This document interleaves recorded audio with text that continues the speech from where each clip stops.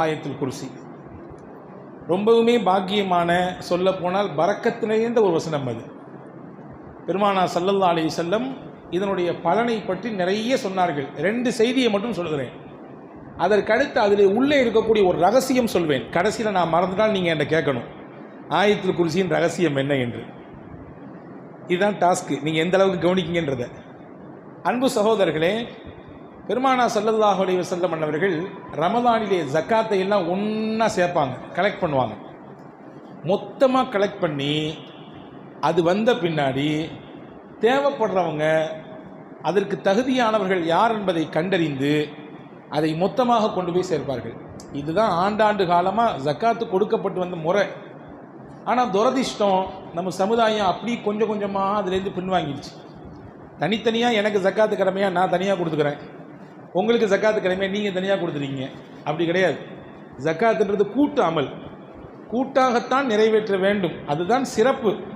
தனியாக கொடுத்தா செல்லுமா செல்லாதான்னு கேட்டிங்கன்னா செல்லுன்னு சொல்லுவேன், அதில் தப்பே எதுவும் இல்லை. ஆனால் ஜக்காத்தை கூட்டாகத்தான் கொடுக்க வேண்டும். பாருங்கள், ஹஜ்ஜி கூட்டாக தானே செய்கிறோம், அமல் நோன்பு கூட்டாக தானே செய்கிறோம், தொழுகை கூட்டாக செய்தால்தான் நன்மை அதிகம், 27 மடங்கு நன்மை. தனியாக தொழுதாலும் கூடும், ஆனால் பள்ளிவாசலில் வந்து ஜமாத்தால் தொழுதிங்கன்னா 27 மடங்கு நன்மை கிடைக்கும். அதே மாதிரி தான் ஜக்காத்து என்பதும் கூட்டாக செய்வது தான் சிறப்பு.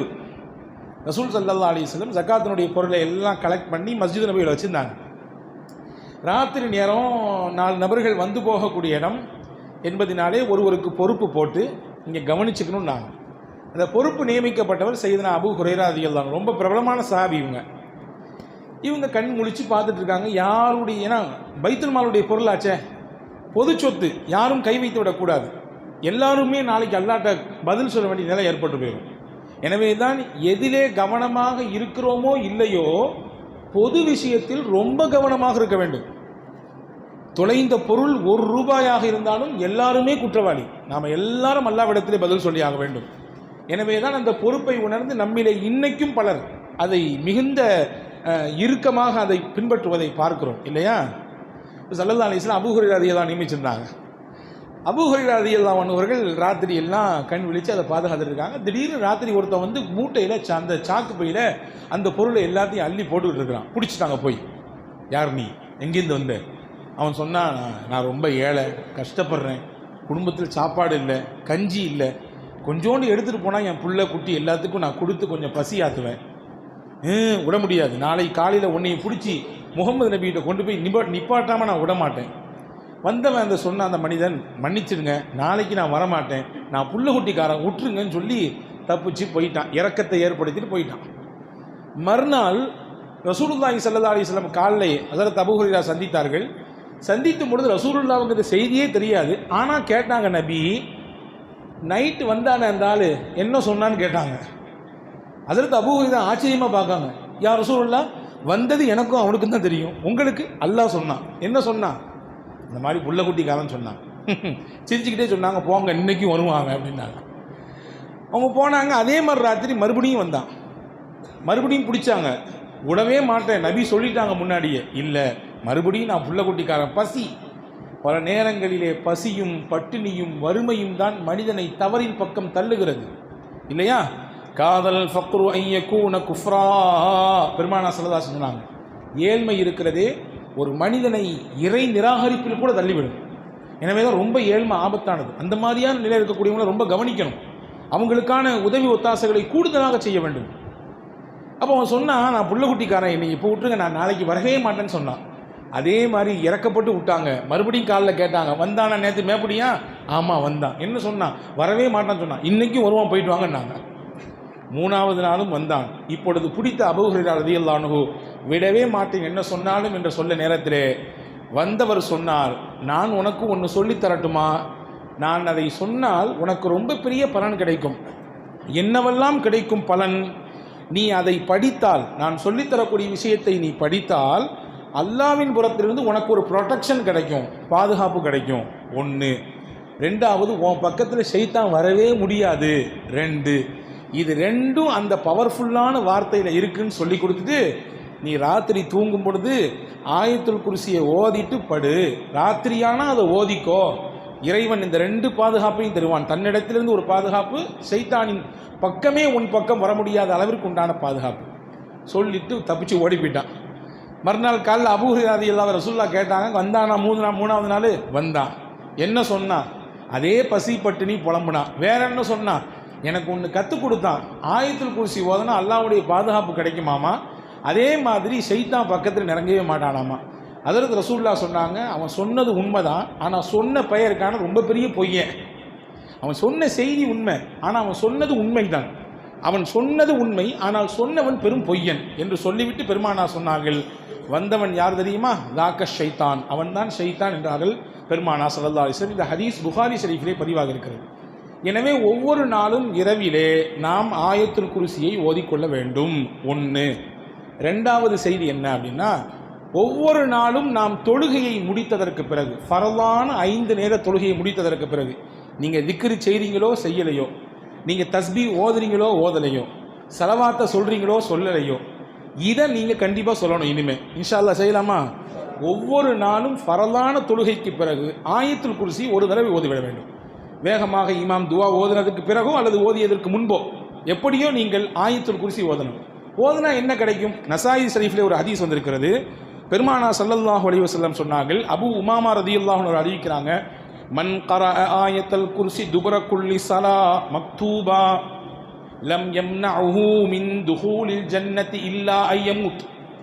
யார் ஒருவர் ஒவ்வொரு நாளும் ஃபரலான தொழுகைக்கு பிறகு ஆயத்துல் குர்சியை ஓதி வருகிறாரோ அவருக்கும் சொர்க்கத்துக்கும் இடையிலே மவுத் ஒன்று மட்டும்தான் இருக்கிறது. மரணம் என்பது ஏற்பட்டு போனால் மரணம் தான் தடையாக இருக்குது அவர் சொர்க்கத்துக்கு போகிறதுக்கு. இப்போ மரணம் எப்போ வந்துடுச்சோ அந்த மரணம் என்ற தடை அகன்று போயிடும், நேராக டைரக்டாக சொர்க்கத்துக்கு போயிடுவார் என்றார்கள் பெருமானார் ஸல்லல்லாஹு அலைஹி வஸல்லம். இப்போ தினசரி இரவு ஓதினால் பாதுகாப்பு, தினசரி ஆயத்துல் குர்சியை ஃபரலான தொழுகைக்கு பிறகு மனனம் செய்து ஓதி வந்தால் நிச்சயம் நாம் நம்பலாம் நமக்கு அல்லாஹ் சொர்க்கத்தை தருவான் என்று. ஆனால் இதை ஓதுறது கொஞ்சம் சிரமம். ஏன்னா பொதுவாகவே நம்ம ஒரு விஷயத்தை கண்டினியூவாக பண்ண மாட்டோம். பொதுவாக நம்மிடத்தில் இருக்கக்கூடிய ஒரு பலவீனம், அது எல்லாருக்கும் இல்லை, ஒரு சில நபர்களுக்கு. ஒரு சில நபர்கள் அல்லாஹு தஆலா மாஷா அல்லாஹ் அவர்கள் கண்டினியூவாக செய்யக்கூடிய வழக்கம் இருக்கும்.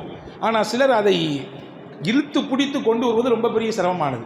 ஏன்னா ரசூல் ஸல்லல்லாஹு அலைஹி வஸல்லம் சொன்னாங்க, சின்ன அமலாக இருந்தாலும் கண்டினியூவாக செய்கிறது இருக்குது, அது ரொம்ப பெரிய பலன் தான். இதை யார் தொடர்ச்சியாக பின்பற்றுகிறாரோ நிச்சயமாக அல்லாஹ் இந்த பாக்கியத்தை தருவான். இது 2. ஆயத்துல் குர்சியை பற்றி 2 செய்தி. அடுத்து ஆயத்துல் குர்சிக்குள்ளே என்ன இருக்கிறது, இவ்வளவு பெரிய சிறப்பான விஷயத்தை தருவதற்கு என்ன இருக்கிறது என்றால் ரொம்ப முக்கியமான 2 வார்த்தைகள் இருக்கிறது. ரொம்ப முக்கியமான வார்த்தை 2 இருக்கிறது.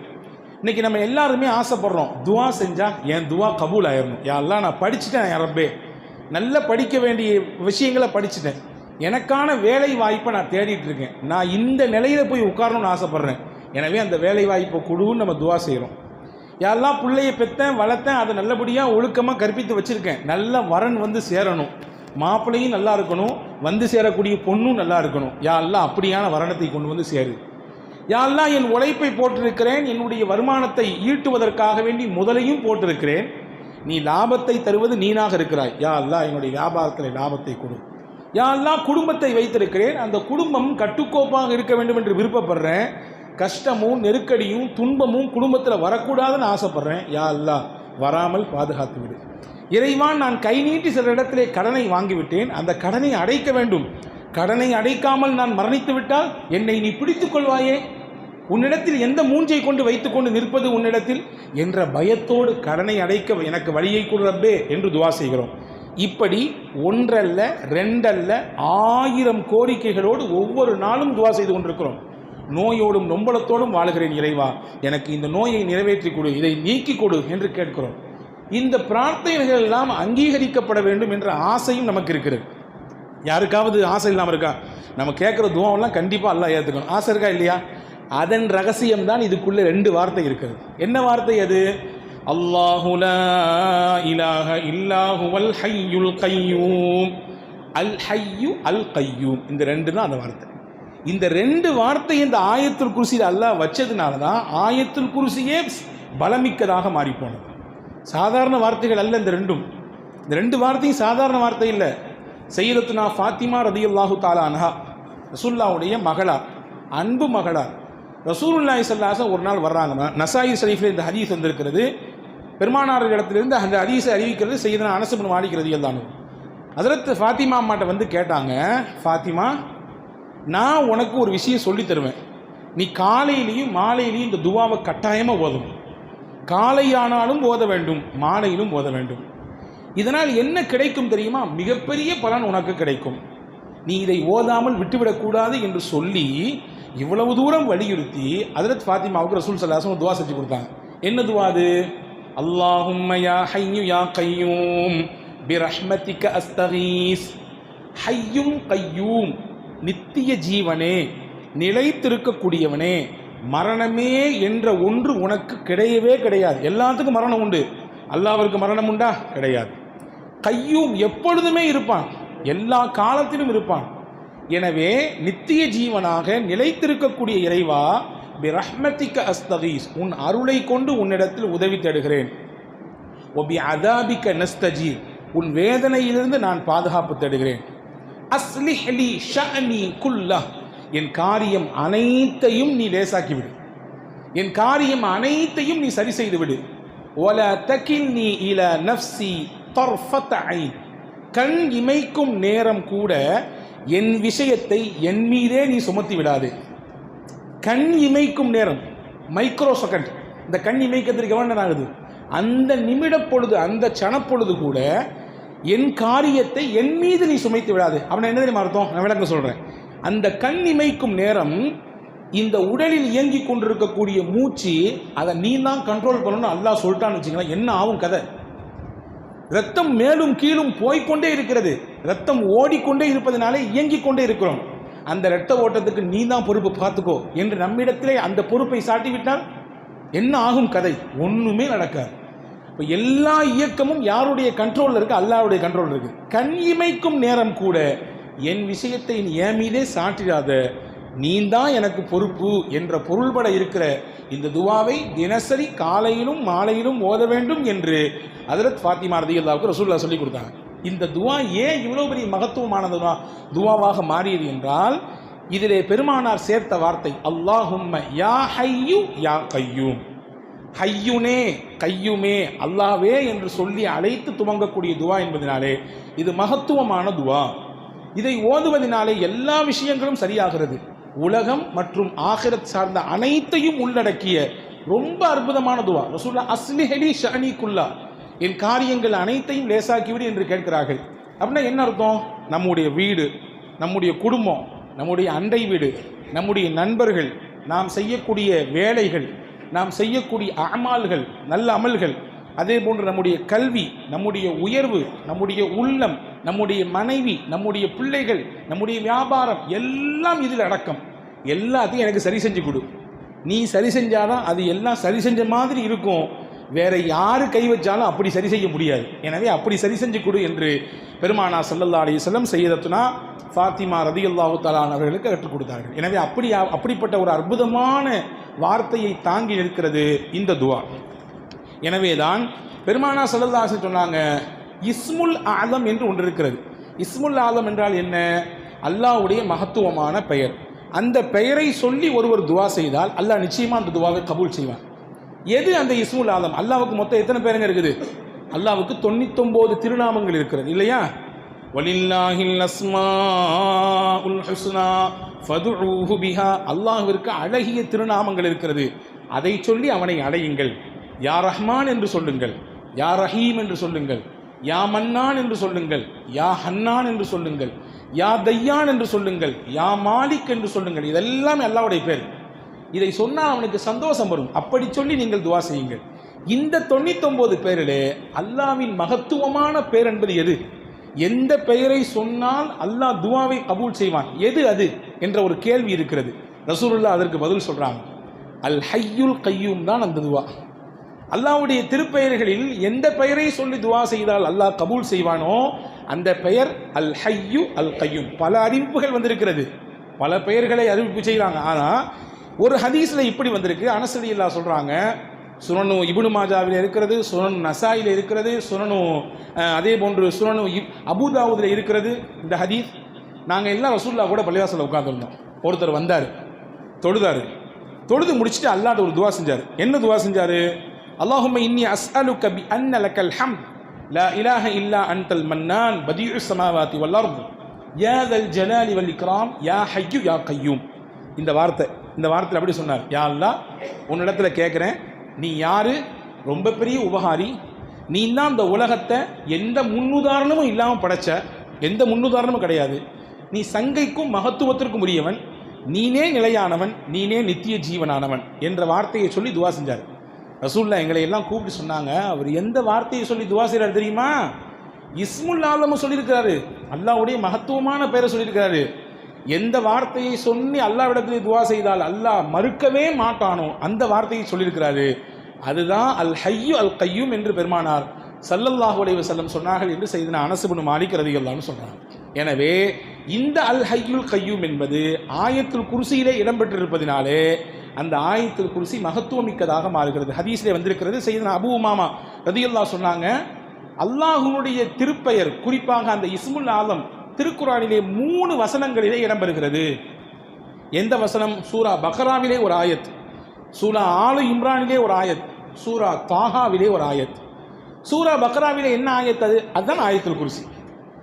சூரா ஆலு இம்ரானிலே எந்த ஆயத்? அதுதான் துவக்க வசனம், அலிஃப் லாம் மீம் அல்லாஹு லா இலாஹ இல்லா ஹுவல் ஹய்யுல் கய்யூம். இன்னைக்கு ஓதணும் பார்த்தீங்கன்னா கடைசி ரக்காத்தில் தான் ஓதப்பட்டுச்சு. 3வது சூரா தாஹாவிலே என்ன ஆயத்? வ அனத்தில் உஜூஹு லில் ஹய்யுல் கய்யூம். இதுதான் அந்த ஆயத்.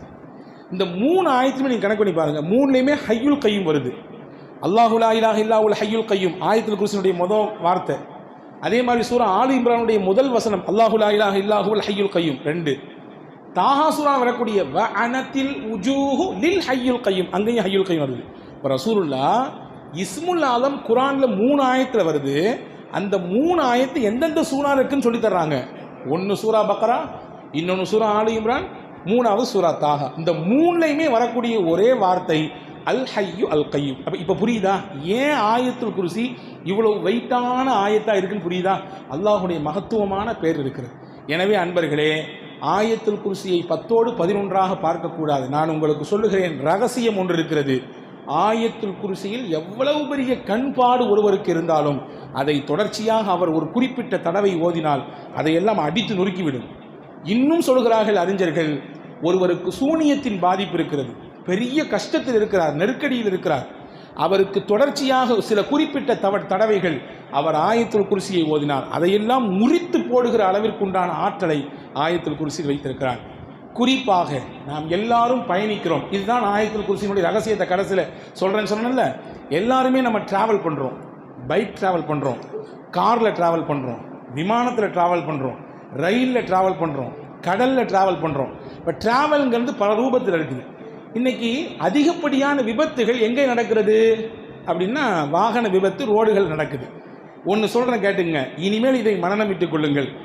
ட்ராவல் பாதுகாப்பாக இருக்கணும்னு நீங்கள் ஆசைப்பட்டீங்கன்னா நம்முடைய பயணம் எந்த ஒரு இடையூறும் இல்லாமல் பாதுகாப்பான பயணமாக இருக்க வேண்டும். முன்னாடி எல்லாம் விமான பயணம், விமானத்தினுடைய அந்த விபத்து அங்கொன்றும் இங்கொன்றுமாக இருந்தது. இன்றைக்கி சர்வசாதாரணமாக நிறைய விமான விபத்துகள் நடக்குது. பார்த்தீங்களா? சமீபத்தில் ஒரு 6 மாதத்தினுடைய கேப்பில் எத்தனை விமான விபத்துகள் பார்த்தீர்களா? எல்லா விபத்திலிருந்தும் அல்லாஹ் இந்த விஷயத்தை சொன்னால் பாதுகாப்பான். என்ன? அது ஆயத்துல் குர்சி தான், வேற ஒன்றும் இல்லை. நீங்கள் எப்பொழுது பயணத்தை துவங்கினாலும், பைக்கை ஸ்டார்ட் பண்ணாலும் சரி, காரை ஸ்டார்ட் பண்ணாலும் சரி, ஃப்ளைட்டில் ஏறினாலும் சரி, ட்ரெயினில் ஏறினாலும் சரி, ஒரே ஒரு தடவை ஆயத்துல் குர்சி ஓதிங்க. ஒரே ஒரு தடவை ஓதி முடிச்சுட்டு கடைசியில் என்ன செய்யணும்னா, அந்த ஆயத்துல் குர்சியின் கடைசி வார்த்தை நான் சொல்கிறேன், உங்களுக்கு ஞாபகம் வரும். வல யஊதுஹு, சொல்லுங்க, வல யஊதுஹு ஹிஃபுதுஹுமா வஹுவல் அலியுல் அதீம். இதை மட்டும் 3 தடவை சொல்லணும். ஆயத்துல் குர்சி ஒரு தடவை ஓதணும்.